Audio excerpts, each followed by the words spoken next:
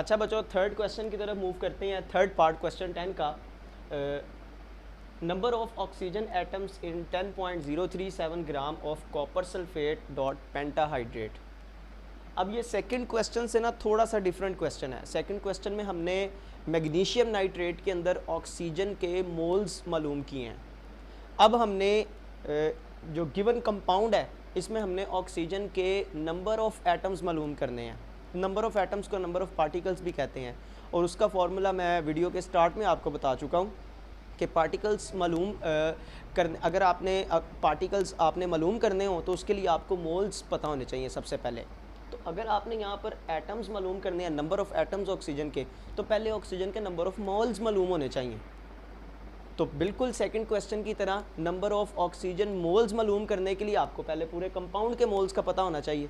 तो पहले हम क्या करेंगे, पूरे कंपाउंड्स के मोल मालूम करेंगे, उसके बाद हम उस कंपाउंड में से ऑक्सीजन के मोल्स मालूम करेंगे, और लास्ट हम ऑक्सीजन के मोल्स को यूज़ करके ऑक्सीजन के नंबर ऑफ़ एटम्स को मालूम कर लेंगे। तो इस क्वेश्चन के 3 बेसिकली सेक्शन बनेंगे। तो बच्चे सबसे पहले स्टार्ट करते हैं। डाटा हमारे पास क्या मौजूद है, mess of copper sulphate dot 5H2O, ये गिवन है 10.037 ग्राम है। मालूम हमने क्या करना है, इधर हमने मालूम करने हैं number of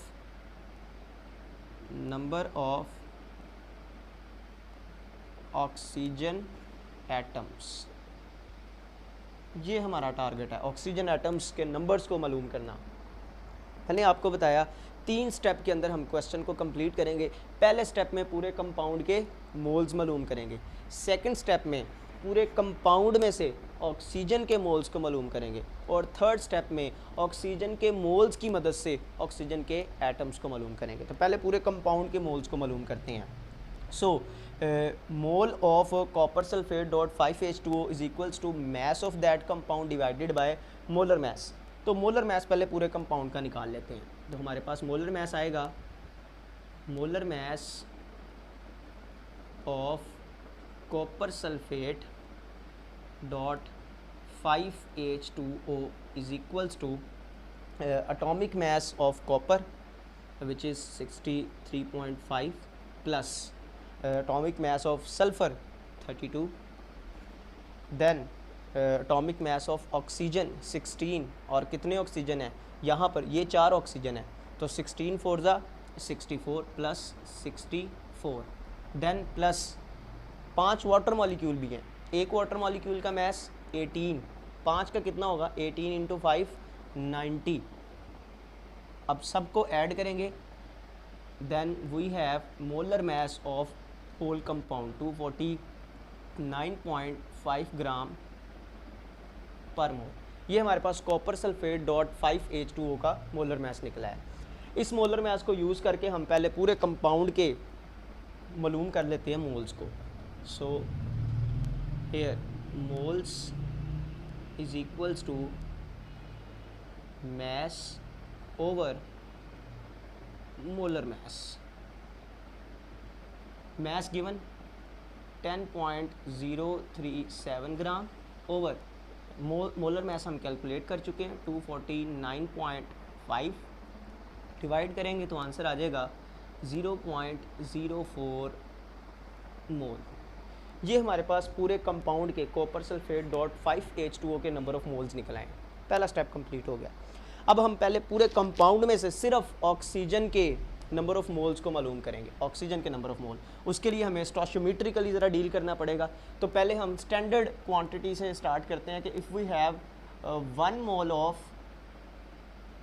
mole of copper sulphate dot pentahydrate contains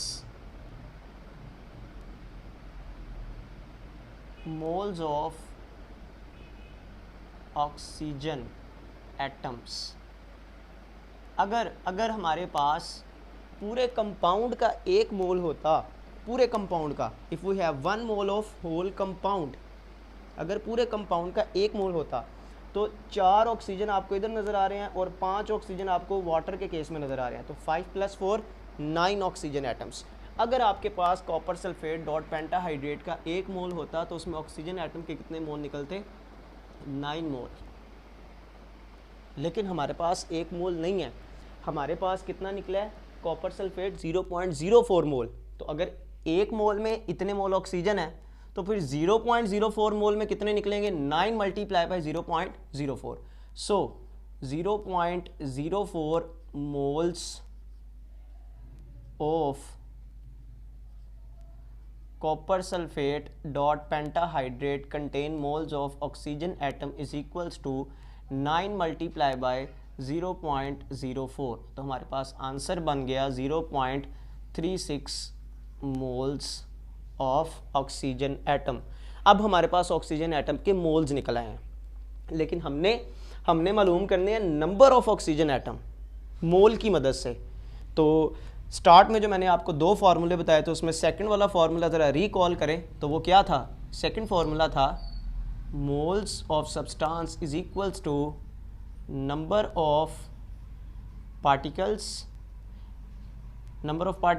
number of atoms, एक ही बात है, divided by Avogadro's number.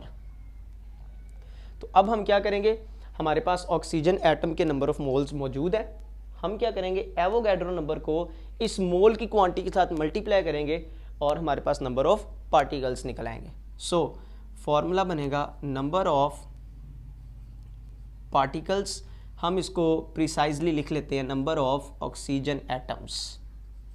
Number of oxygen atoms is equals to Avogadro इस तरफ आके मल्टीप्लाई हो जाएगा, Avogadro's multiply by moles.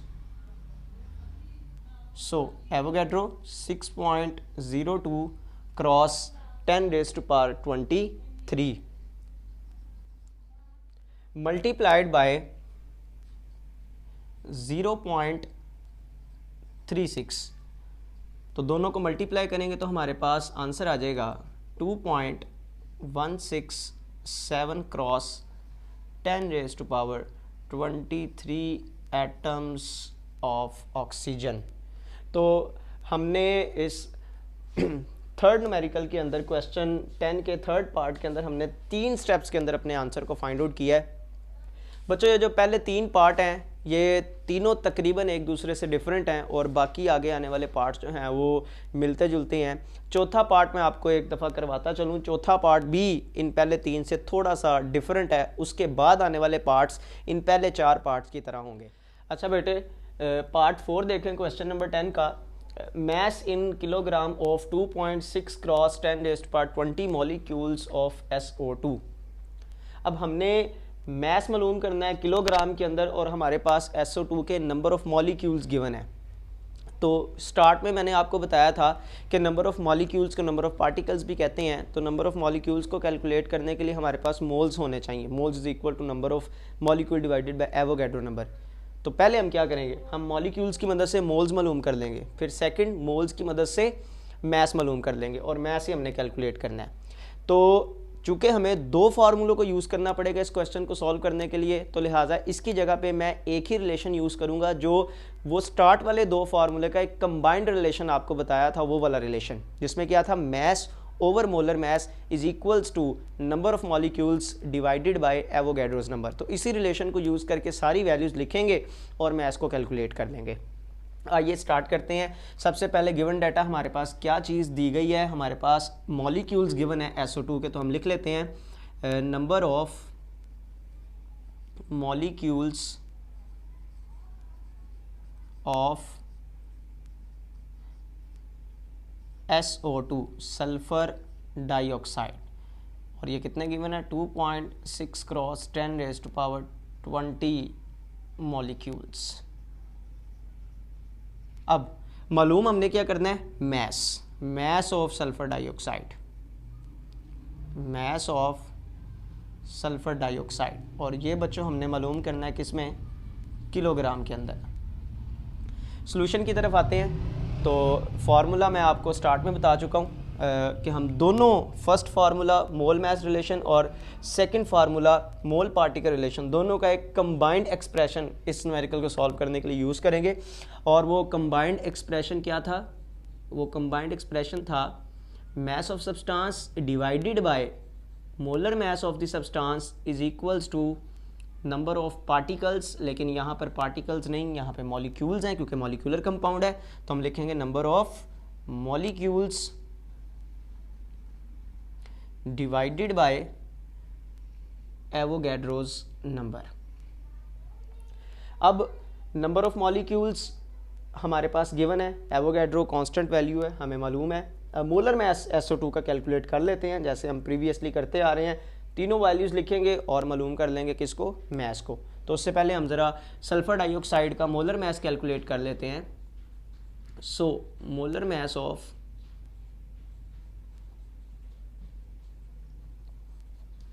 Sulphur dioxide is equals to atomic mass of sulphur 32 and atomic mass of oxygen, एक oxygen का mass 16 और 2 का 32। तो हमारे पास आंसर आ जाएगा 64 ग्राम पर मोल। ये हमारे पास SO2 का मोलर मास निकल आया।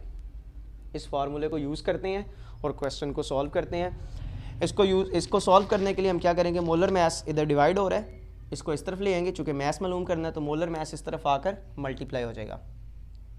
तो हम इसको एक दफ़ा फिर लिखते हैं, mass is equals to number of molecules divided by Avogadro's number multiplied by molar mass of SO2। अब सारी वैल्यूज़ लिखेंगे यहाँ पे। मॉलिक्यूल्स गिवन है 2.6 cross 10⁻20 divided by 6.02 cross 10⁻23 multiplied by molar mass 64। इसको सॉल्व करेंगे और इस सारे को सॉल्व करके हमारे पास आंसर आ जाएगा 27.641 क्रॉस 10⁻³ ग्राम। बच्चों ये हमारे पास वैल्यू आई है ग्राम्स के अंदर। अगर आप क्वेश्चन की डिमांड देखें तो हमने मालूम करना है मैथ्स किस में, किलोग्राम के अंदर, केजी के अंदर। तो ग्राम से किलोग्राम, छोटे यूनिट से बड़े यूनिट के अंदर जाना है, तो क्या करेंगे, छोटे यूनिट से बड़े यूनिट के अंदर जाने के लिए डिवाइड करेंगे। तो हमने चूँकि ग्राम से केजी के अंदर जाना है तो 1000 के ऊपर हम अपने आंसर को क्या करेंगे, डिवाइड करेंगे। So mass is equals to 27.641 cross 10⁻³ divided by 1000। तो डिवाइड करेंगे और इसको सॉल्व करेंगे तो हमारे पास आंसर केजी के अंदर निकल आएगा और केजी में आंसर आ जाएगा 2.7 cross 10⁻⁻5 kilogram. This is the mass of SO2।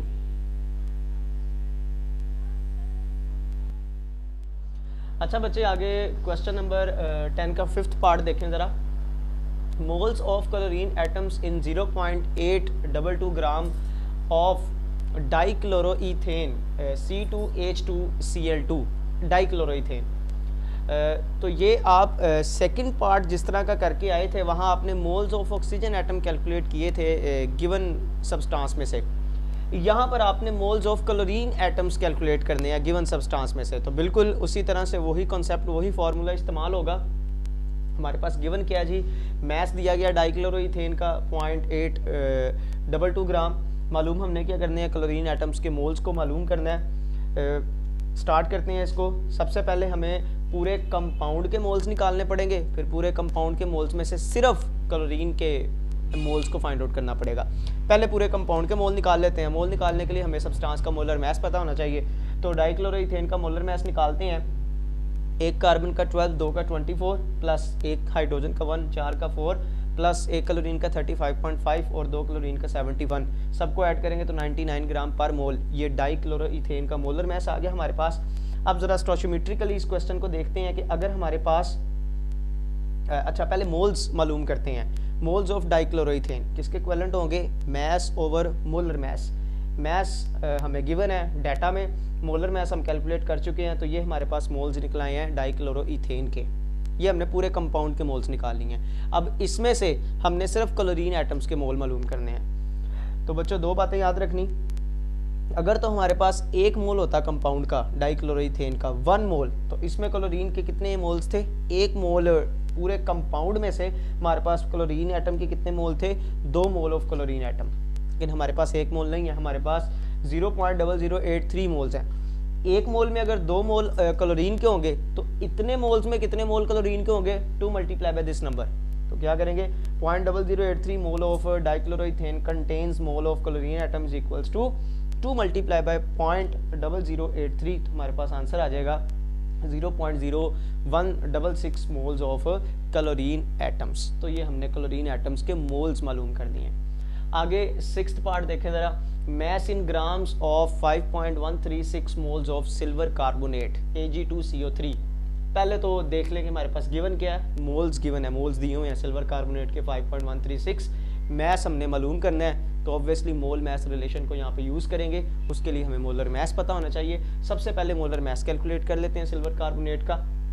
तो सिल्वर का हमारे पास एटॉमिक मैस है 108, चूँकि 2 एटम है तो 108 मल्टीप्लाई बाय 2, कार्बन 1 है तो 12, 3 ऑक्सीजन है तो 16 × 3। सबको सॉल्व करेंगे तो हमारे पास आंसर आ जाएगा 276 ग्राम पर मोल। ये हमारे पास सिल्वर कार्बोनेट का मोलर मैस निकला है। हम फार्मूला यूज़ करते हैं मोल मैस रिलेशन का, moles is equal to mass over molar mass. और यहाँ से हमने चूँकि मैस मालूम करना है तो मोलर मैस इस तरफ आके मोल्स के साथ मल्टीप्लाई हो जाएगा। मोल्स की वैल्यू लिखेंगे, मोलर मैस जो हमने कैलकुलेट किया उसकी वैल्यू लिखेंगे, दोनों को मल्टीप्लाई करेंगे, then we have final answer mass. और ये ग्राम्स के अंदर आएगा 1417.54 ग्राम ऑफ सिल्वर कार्बोनेट। अच्छा बच्चों, क्वेश्चन 10 का 7th पार्ट है हमारे पास। Mass in grams of 2.78 cross 10⁻21 molecules of chromyl chloride CrO2Cl2। हमने मैस मालूम करना है ग्राम्स में, हमें मॉलिक्यूल्स गिवन है। तो क्वेश्चन स्टार्ट करते हैं। मॉलिक्यूल्स हमारे पास गिवन है, मैस हमने क्रोमाइल क्लोराइड का ग्राम्स के अंदर फाइंड आउट करना है। हमें पता है हमें मोलर मैस मालूम होना चाहिए। मोलर मैस फाइंड आउट कर लेते हैं।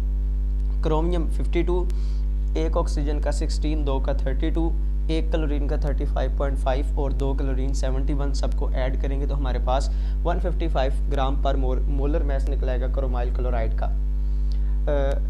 अगर हमें मॉलिक्यूल्स गिवन हों और हमने मैस मालूम करना हो तो स्टार्ट में आपको बता चुका हूँ कि दोनों फार्मूलों को कंबाइंड फॉर्म में हम यूज़ करते हैं। और उसकी कंबाइंड फॉर्म कौन सी है? Mass over molar mass is equals to number of molecules over Avogadro's number. इसको रीअरेंज करेंगे, मैस हमने कैलकुलेट करना है तो मोलर मैस दूसरी साइड पर जाकर मल्टीप्लाई हो जाएगा। हम नंबर ऑफ मॉलिक्यूल्स लिखते हैं, मोलर मैस लिखते हैं, इसको एवोगैड्रोस नंबर से डिवाइड करते हैं तो हमारे पास क्रोमाइल क्लोराइड का मैस निकल आता है 0.758 ग्राम, जो कि हमारा रिक्वायर्ड। अच्छा बच्चे, 8th पार्ट है हमारे पास क्वेश्चन नंबर 10 का। Number of moles and formula units in 100 gram of potassium chlorate KClO3। दो चीज़ें मालूम करनी है। एक चीज़ गिवन है, मैस गिवन है हमारे पास 100 gram, number of moles and formula units दोनों कैलकुलेट करने हैं। तो 1 बाय 1 कैलकुलेट करते हैं। उससे पहले हमें मोलर मैस पता होना चाहिए KClO3 का। Molar mass of KClO3 is equals to potassium का 39, क्लोरीन का 35.5, ऑक्सीजन का 16, चूँकि 3 एटम है तो 16 × 3, सबको ऐड करेंगे। सॉल्व करने के बाद तो आंसर आ जाएगा 122.5 ग्राम पर mole, which is the molar mass of potassium chlorate, जो उसके 1 मोल का मैस है। हमारे पास कितना गिवन है? पोटाशियम क्लोरेट 100 ग्राम। मोल्स कैलकुलेट करते हैं। मोल्स के लिए फार्मूला स्टार्ट में पढ़ते आ रहे हैं, mass over molar mass. Mass given है, मोलर मैस कैलकुलेट कर चुके हैं। आंसर हमारे पास आएगा 0.816 moles of potassium chlorate in 100 gram of potassium chlorate. अगर आपके पास 100 ग्राम पोटाशियम क्लोरेट हो तो इट मीन्स आपके पास इतने मोल्स उसके मौजूद हैं पोटाशियम क्लोरेट के। सेकंड पार्ट है number of formula units calculate करने हैं। बच्चों, चूँकि पोटाशियम क्लोरेट एक आयनिक कंपाउंड है और आयनिक कंपाउंड का जो सबसे स्मॉलेस्ट पार्टिकल है उसको हम फार्मूला यूनिट कहते हैं। लिहाजा पोटाशियम क्लोरेट के 1 मोल के अंदर जो फार्मूला यूनिट्स की तादाद होगी वो उसके एवोगैड्रोस नंबर के इक्विवेलेंट होगी। ये हम चैप्टर के अंदर भी ये कॉन्सेप्ट पढ़ के आते हैं। किसी भी सब्सटेंस के 1 मोल में जो पार्टिकल्स की तादाद है वो एवोगैड्रोस नंबर के इक्विवेलेंट होती है। सो स्टोशियोमेट्रिकली इसको क्वेश्चन को डील करेंगे। यहाँ से 1 mole of potassium chlorate contain, अगर आपके पास पोटाशियम क्लोरेट का 1 मोल हो तो 1 मोल के अंदर उसके फार्मूला यूनिट्स कितने होंगे? एवोगैड्रोस नंबर के इक्विवेलेंट। लेकिन हमारे पास कितने मोल्स हैं? 0.816। तो 0.816 मोल पोटाशियम क्लोरेट में कितने फार्मूला यूनिट्स होंगे, एवोगैड्रोस नंबर मल्टीप्लाई बाय 0.816 और हमारे पास आंसर आ जाएगा 4.91 cross 10⁻23 formula units. 8th part के आगे कुछ सब पार्ट्स हैं। पहले नंबर पर हमने मालूम करने हैं नंबर ऑफ पोटाशियम आइंस। जो हमारे पास ये सारा डाटा गिवन है इसके अकॉर्डिंग हमने पोटाशियम क्लोरेट के पोटाशियम आइंस की तादाद को भी मालूम करना है। तो बच्चों अगर हमारे पास 1 मोल पोटाशियम क्लोरेट का हो 1 मोल, तो 1 मोल की जब आयनाइजेशन करवाएंगे पोटाशियम क्लोरेट की आयनाइजेशन से एक ही पोटाशियम आयन बनता है, 1 मोल पोटाशियम आयन बनता है। 1 मोल क्लोरेट पोटाशियम क्लोरेट आयनाइज होगा और 1 मोल पोटाशियम आयन बनेगा। 1 मोल पोटाशियम आयन से मुराद Avogadro's number of potassium ions होंगे। तो हम लिख सकते हैं 1 mole of potassium chlorate contain Avogadro's number of potassium ions. लेकिन हमारे पास 1 मोल नहीं है, हमारे पास 100 ग्राम था। 100 ग्राम से मुराद हमारे पास 0.816 मोल्स थे। तो इतने मोल्स पोटाशियम क्लोरेट में कितने पोटाशियम आयन्स होंगे, Avogadro's number multiply by 0.816 and we have 4.91 cross 10⁻23 number of potassium ions. Second part number of chlorate ions. जब पोटाशियम क्लोरेट की आयनाइजेशन करेंगे तो 1 मोल ही क्लोरेट आयन्स के बनेंगे। 1 मोल आयनाइज्ड पोटाशियम क्लोरेट प्रोड्यूस करेगा 1 मोल क्लोरेट आयन्स। तो 1 mole से मुराद होगी Avogadro's number of chlorate ion. So 1 mole of potassium chlorate contain Avogadro's number of chlorate ion. लेकिन हमारे पास चूंकि 0.816 मोल हैं तो इसमें कितने क्लोरेट आयन्स होंगे, Avogadro's number multiply by 0.816 again we get 4.91 cross 10⁻23 chlorate ion. Third number पे हमने बताना है number of oxygen atoms potassium chlorate के अंदर। अगर तो 1 मोल पोटाशियम क्लोरेट हो तो उसमें 3 मोल ऑक्सीजन के होंगे। 3 मोल ऑक्सीजन से मुराद नंबर ऑफ एटम्स कितने होंगे, 1 मोल में कितने एटम होते हैं, एवोगैड्रोस नंबर के बराबर। 3 मोल में कितने एटम हो जाएंगे, 3 इंटू एवोगैड्रोस नंबर। तो हमारे पास 1 mole of potassium chlorate contain 3 into Avogadro's number of oxygen atom. तो चूंकि हमारे पास 1 मोल नहीं है, 0.816 मोल है, तो इतने मोल पोटाशियम क्लोरेट के कितने एटम्स कंटेन करेंगे, 0.816 multiply by 3 into Avogadro's number of oxygen atoms. तो हमारे पास आंसर निकलेगा 1.474 क्रॉस 10⁻24 ऑक्सीजन एटम्स। चौथा पार्ट बच्चों आपने खुद करना है, वो है नंबर ऑफ क्लोरीन एटम। जैसे हमने ऑक्सीजन एटम निकाले हैं वैसे ही आप क्लोरीन एटम्स निकालेंगे। अगर पोटाशियम क्लोरेट का 1 मोल होता तो उसमें क्लोरीन एटम के कितने मोल होते, 1 मोल। 1 मोल से मुराद Avogadro's number of chlorine atoms. अगर 1 मोल होता तो Avogadro's number of chlorine atom होते। चूंकि 0.816 मोल है तो फिर कितने क्लोरीन एटम्स होंगे, 0.816 मल्टीप्लाई बाय एवोगैड्रोस नंबर। और ये आंसर आप खुद फाइंड